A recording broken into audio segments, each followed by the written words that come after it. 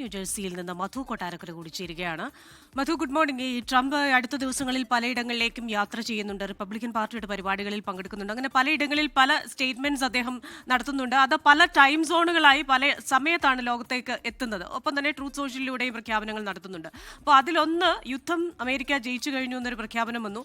മറുവശത്ത് ഇറാന്റെ ഭാഗത്ത് നിന്ന് വരുന്ന ഒരു പ്രസ്താവന, $200 ബാരലിന് എണ്ണവിലയെത്തും, അതിനായി ലോകം കാത്തിരിക്കാൻ പറയുന്നുണ്ട്. എന്നാൽ അമേരിക്കയുടെ റിസർവ് ശേഖരം അല്ലെങ്കിൽ കരുതൽ ശേഖരം അത് പുറത്തെടുക്കുമെന്ന് അമേരിക്കൻ ഊർജ്ജ സെക്രട്ടറി ക്രിസ് റൈറ്റ് പറയുന്നുണ്ട്. ഒരു കാര്യം കൂടിയുണ്ടല്ലോ, ഈ മിനാബിലെ പെൺകുഞ്ഞുങ്ങളുടെ സ്കൂളിലുണ്ടായ ആക്രമണം അത് ഒരു അബദ്ധം പറ്റിയതാണെന്ന ഒരു സമ്മതം കൂടി വരുന്നുണ്ടല്ലോ. ഇതിൽ പെന്റഗൺ ഏത് തരത്തിലുള്ള അന്വേഷണമായിരിക്കും പ്രഖ്യാപിക്കുക? ക്രിസ്റ്റിന ആദ്യം ചോദിച്ച ചോദ്യത്തിലേക്ക് തന്നെ വരാം. ട്രംപ് അഡ്മിനിസ്ട്രേഷന് മുന്നിൽ വന്നിരിക്കുന്ന എപ്പിക് ഫ്യൂറി എന്ന് പറയുന്ന പെന്റഗൺ സമർപ്പിച്ച ഒരു പദ്ധതി, ഒരു പ്രോജക്റ്റാണ്.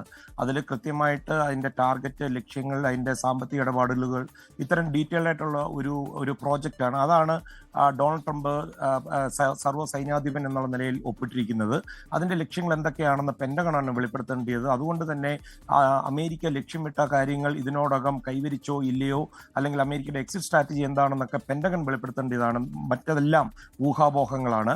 അമേരിക്ക ഇന്ന് നേരിടുന്ന, അല്ലെങ്കിൽ ഡൊണാൾഡ് ട്രംപ് ഇന്ന് നേരിടാൻ പോകുന്ന ഏറ്റവും വലിയ വിഷയം ഇറാനിലെ പെൺകുട്ടികളുടെ സ്കൂളിന് നേരെ, മിനാബിൽ സ്കൂളിന് നേരെ ഉണ്ടായ മിസൈൽ ആക്രമണത്തിന്റെ കൂടുതൽ വിവരങ്ങൾ കൃത്യമായ സോഴ്സുകളിൽ കൂടെ അമേരിക്കയിലെ മുഖ്യധാര മാധ്യമങ്ങൾ തന്നെ കഴിഞ്ഞ കുറേ ദിവസങ്ങളായിട്ട് പുറത്തുവിടുന്നതിന് കൂടുതൽ സ്ഥിരീകരണം വന്നിരിക്കുകയാണ്.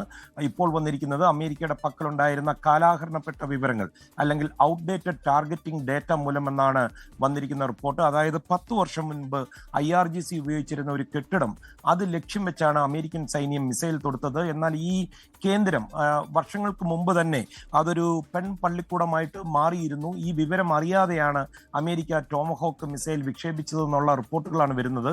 സ്കൂളിന്റെ ഔദ്യോഗിക വെബ്സൈറ്റിലെ ആർക്കൈവ് രേഖകളൊക്കെ ഈ പറയുന്ന മാധ്യമങ്ങളൊക്കെ പരിശോധിച്ചിരുന്നു.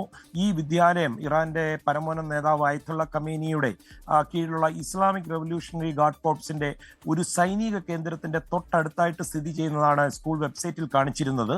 കഴിഞ്ഞ ഒരു ഏതാണ്ട് ദശാബ്ദങ്ങൾക്കിടയിൽ US സൈനിക നീക്കങ്ങളിൽ സിവിലിയൻ കൊല്ലപ്പെടുന്ന, അല്ലെങ്കിൽ പെൺകുട്ടികൾ കൊല്ലപ്പെടുന്ന ഏറ്റവും വലിയ ദുരന്തമായിട്ടാണ് ഇതിനെ വിലയിരുത്തപ്പെടുന്നത്. ഇതിന് വലിയ വില ഇത് സത്യമാണെന്നുണ്ടെങ്കിൽ കൊടുക്കേണ്ടി വരും ട്രംപ് അഡ്മിനിസ്ട്രേഷന്.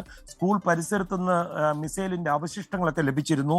അത് US നിർമ്മിത ടോംഹാക്ക് മിസൈലിൻ്റെതാണെന്ന് ബെല്ലിംഗ്കാറ്റ് പോലെയുള്ള സ്വതന്ത്ര അന്വേഷണ ഏജൻസികൾ സ്ഥിരീകരിച്ചതും ഡൊണാൾഡ് ട്രംപ് അഡ്മിനിസ്ട്രേഷന് ഉത്തരം പറയേണ്ടതായിട്ടുണ്ട്. ഈ സംഭവത്തിൽ അന്വേഷണം നടന്നുകൊണ്ടിരിക്കുകയാണെന്നും ഇപ്പോൾ ഇത് സംബന്ധിച്ച് കൂടുതൽ പ്രതികരിക്കാൻ ഇല്ലെന്നുമുള്ള ഒരു നിലപാടാണ് പെന്റഗൺ വക്താക്കൾ ഇന്ന് എടുത്തിരിക്കുന്നത്. സിവിലിയൻ കേന്ദ്രങ്ങൾ ബോധപൂർവം ലക്ഷ്യം വെക്കാറില്ല എന്ന ഉറച്ച നിലപാടിലാണ് അമേരിക്ക ഇപ്പോൾ ഇതിനോട് പ്രതികരിച്ചിരിക്കുന്നത്.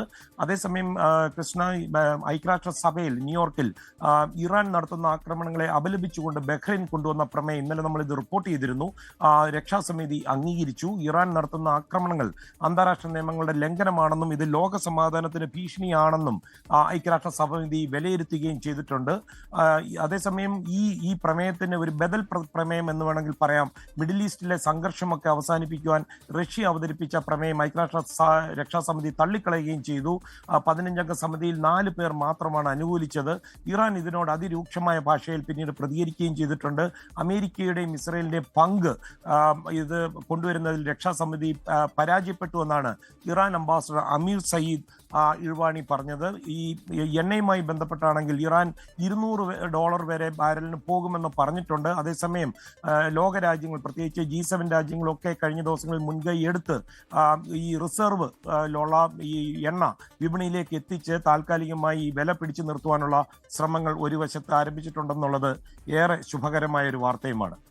കൃഷ്ണ ഗോകുൽ. മധു കൊട്ടാരക്കരയാണ് വിവരങ്ങൾ നൽകിയത്. അമേരിക്കയിൽ നിന്ന് ഐക്യരാഷ്ട്രസഭയിൽ നടക്കുന്ന നീക്കങ്ങൾ, ഒപ്പം അമേരിക്കയിലെ ചർച്ചകൾ സംബന്ധിച്ച് ട്രംപിന്റെ പ്രതികരണത്തിലൊക്കെയുള്ള വിശദമായ വിവരങ്ങളാണ് മധു പങ്കുവച്ചത്. ലോകത്തെവിടെയായാലും ഏത് സമയത്തും 24 വാർത്തകളും ഓഗ്മെന്റഡ് റിയാലിറ്റി പാക്കേജുകളും എക്സ്പ്ലെയിനറുകളും വിശദമായി കാണാൻ ഞങ്ങളുടെ YouTube ചാനൽ നിങ്ങൾക്ക് സബ്സ്ക്രൈബ് ചെയ്യാം.